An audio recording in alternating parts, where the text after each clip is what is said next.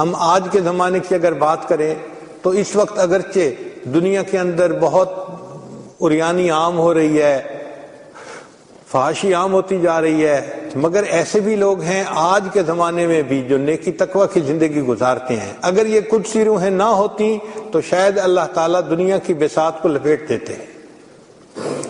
ہم اپنے بعض قریبی لوگوں کے حال احوال دیکھتے ہیں تو حیرانی ہوتی ہے کہ ایفرٹس کرنے والے کیسی کیسی ایفرٹس کرتے ہیں۔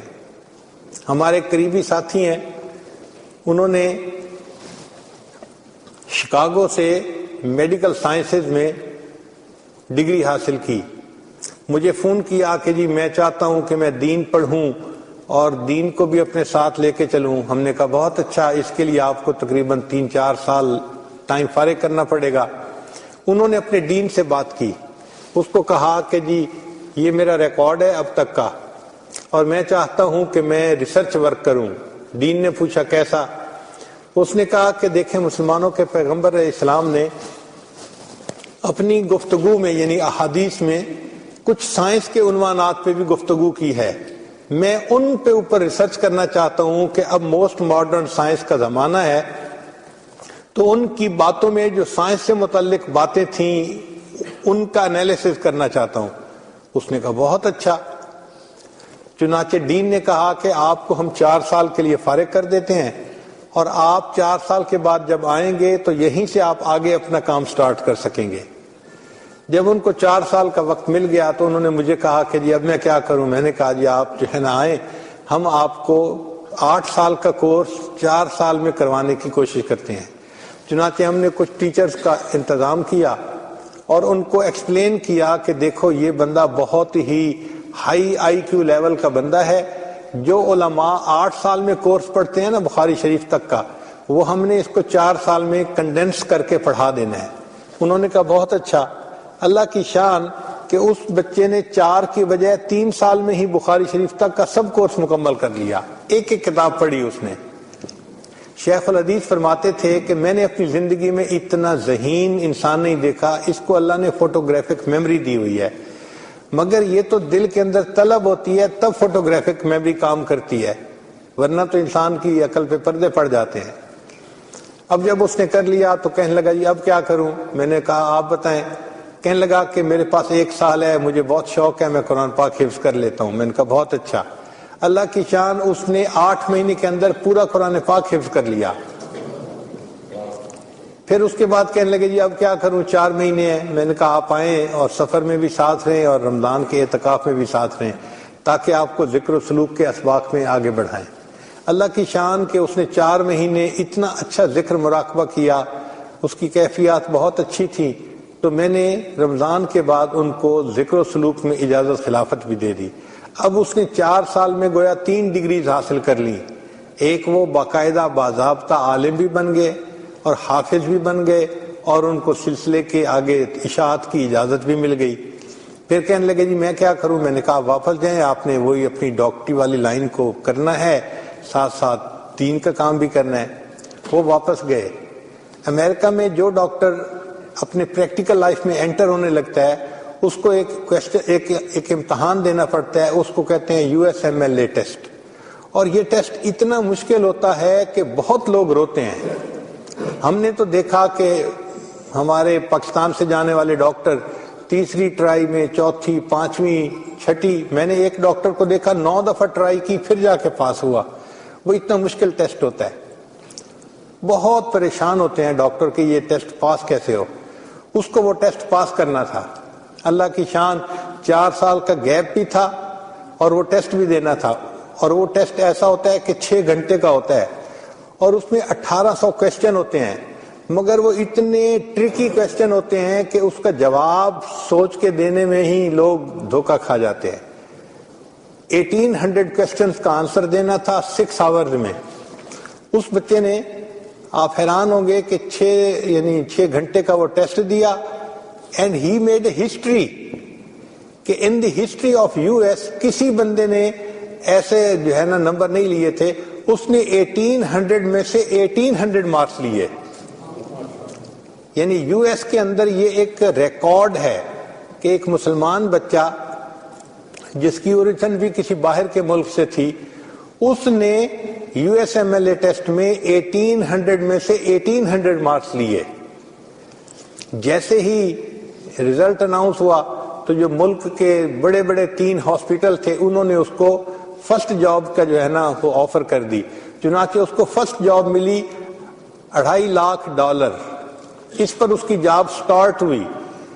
اس وقت وہ بچہ DNA کے ذریعے کینسر کا علاج کرنا، اس کے اوپر ریسرچ کر رہا ہے۔ اب آپ ذرا غور کریں کہ نوجوان ہے اور امریکہ جیسے ملک میں رہ رہا ہے، وہاں پر گناہوں کے راستے پہ جانے میں کیا رکاوٹ ہے اس کے لیے؟ مگر اس نے دین بھی پڑھا، حفظ بھی کیا، ذکر و سلوک بھی سیکھا، وہ تہجد گزار بھی ہے، اور اس نے اپنی دنیا کی ذمہ داریوں کو بھی ساتھ پورا کیا۔ اور یہ نہیں کہ وہ فارغ بیٹھا ہوا ہے، بلکہ ایک ایسا ریسرچ ورک کر رہا ہے کہ جو دنیا میں اور کہیں نہیں ہو رہا۔ تو یہ لوگ ہمارے لیے قیامت کے دن ایک ریفرنس بن جائیں گے کہ بھئی اگر انہوں نے اسی ماحول میں رہتے ہوئے اتنا کچھ دین کے لیے کیا تھا تو تم نے کیوں نہ کیا؟ اور ہمارے پاس قیامت کے دن کوئی جواب نہیں ہوگا۔ یہ ذہن میں رکھیے گا کہ اگر قیامت کے دن ایک مزدور جائے گا نا تو اللہ تعالیٰ پوچھیں گے تم نے دین کے لیے کیا کیا؟ وہ کہے گا یا اللہ 6 بچے تھے اور 200 دینار جو ہے وہ میری ماہانہ تنخواہ تھی، تو میں تو سارا دن مزدور تھا، چیزیں اٹھا کے وہاں رکھتا تھا، اور مشکل سے میں بچوں کے لیے اتنا کما کے لاتا تھا، اور تھکا ہوا ہوتا تھا، رات کو سو جاتا تھا۔ تو اللہ تعالیٰ فرمائیں گے اچھا ٹھیک ہے، تم نے بچوں کو پالا، تم چلو جنت میں۔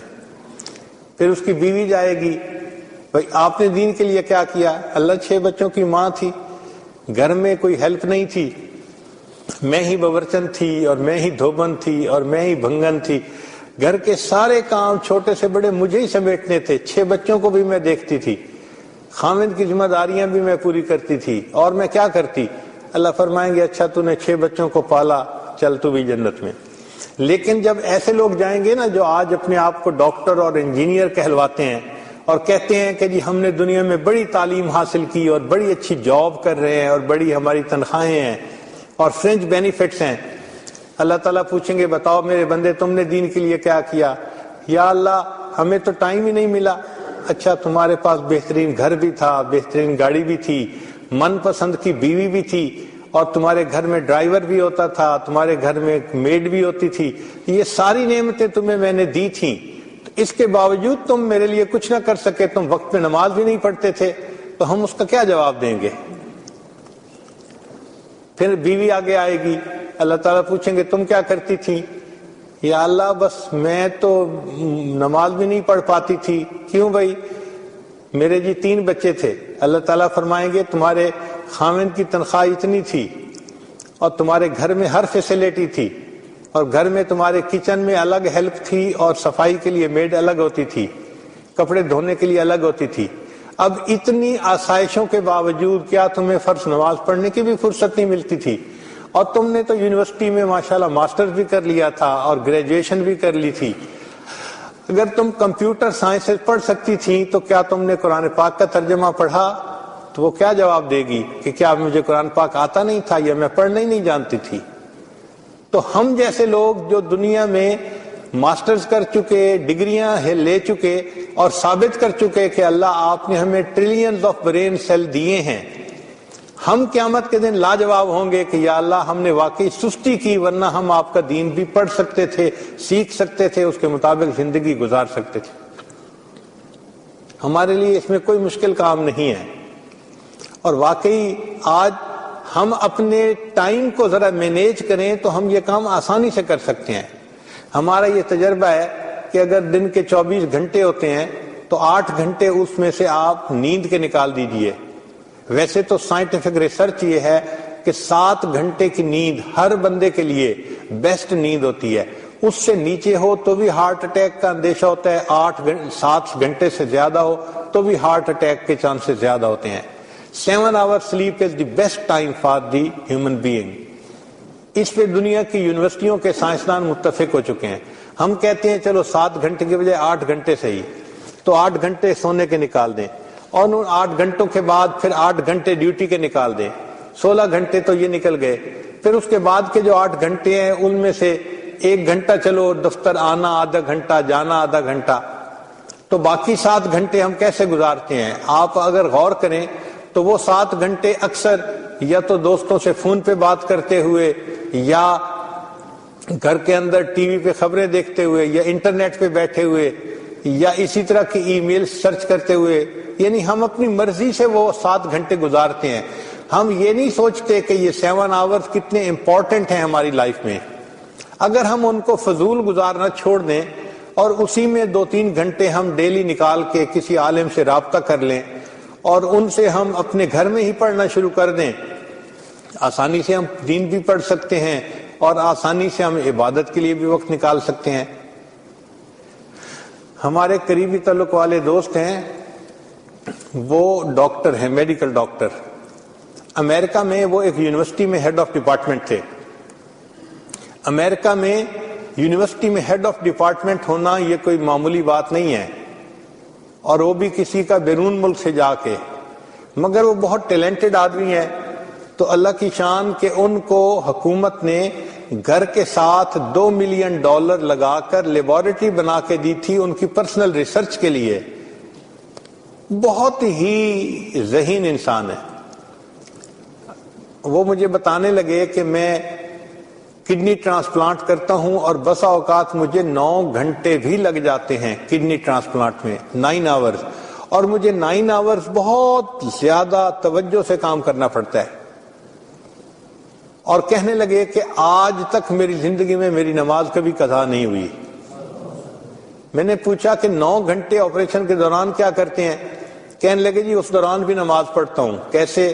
کہنے لگے میں ہر وقت باوضو سے رہنے کی کوشش کرتا ہوں، تو جب میرا نماز کا وقت ہوتا ہے میں اس کو ایک ایسے پوائنٹ پہ پہنچا دیتا ہوں کہ میں اپنے باقی لوگ جو ہوتے ہیں ان کو کہتا ہوں کہ آپ یہ کرو، آپ یہ کرو، and I will join you, اور میں وہیں سے باہر نکلتا ہوں اور میرے گلوز جو ہوتے ہیں ان کو اتار کے، اور آپریشن تھیٹر کے اندر ہی کپڑا بچھا ہوا ہوتا ہے، میں اس کے اوپر 2 رکعت پڑھ کے پھر دوبارہ اپنے ہینڈ واش کر کے گلوز پہن کے آتا ہوں اور پھر آپریشن شروع کر دیتا ہوں۔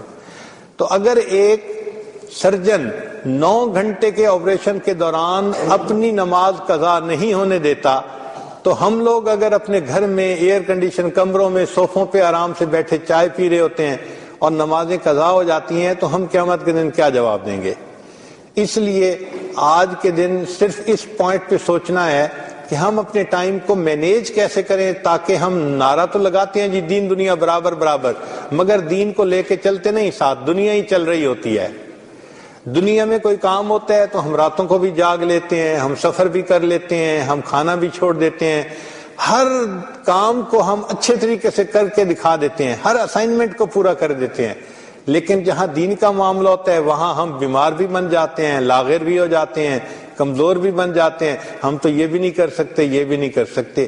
ایسے نظر آتا ہے کہ ہم دین کو واقعی اگنور کرتے ہیں اور اس کو ضروری نہیں سمجھ رہے ہوتے، حالانکہ قیامت کے دن اللہ رب العزت کے سامنے پیشی ہوگی تو اللہ تعالیٰ ہم سے پوچھیں گے کہ بتاؤ تم نے دنیا میں میرے لیے کیا وقت گزارا، دین کے لیے کیا کیا۔ تو آج اس بات کو سوچنے کی ضرورت ہے کہ ہم اپنی زندگی کے اوقات کو اس طرح سے مینیج کریں کہ ہم اپنی زندگی میں جو حقوق العباد ہیں وہ بھی پورے کریں اور جو حقوق اللہ ہیں ان کو بھی پورا کریں۔ اچھا انسان وہی ہے کہ جو حقوق اللہ اور حقوق العباد دونوں کو پورا کر کے زندگی گزارے، ورنہ دنیا کے اندر تو ہم بڑی ڈسٹنکشن لے کے پاس ہونے والے لوگ ہیں، اور قیامت کے دن اگر ہمیں کھڑا کیا گیا کہ تم نے تو یہ بھی نہ کیا، یہ بھی نہ کیا، یہ بھی نہ کیا، تو پھر قیامت کے دن کی ذلت سے بڑی ذلت تو کوئی نہیں ہو سکتی۔